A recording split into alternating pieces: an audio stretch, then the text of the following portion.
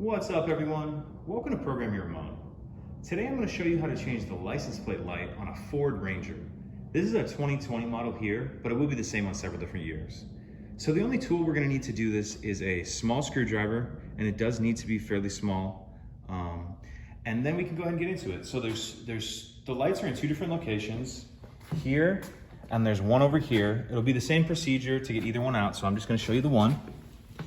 So if we take a look at the light in here, you'll see a little notch at the top of it, and that's where our screwdriver will fit into.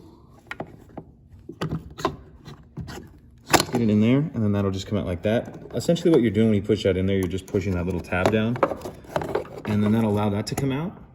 And then to get the actual bulb out, you'll just turn it counterclockwise or to the left about a quarter of a turn, and then that'll come out like that. So once you get your new bulb in there, you'll twist it in like that, and then it'll simply just push in there, snap in.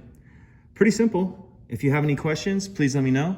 If you could take a second to like and subscribe, it helps us out, and I'd appreciate it. Thank you.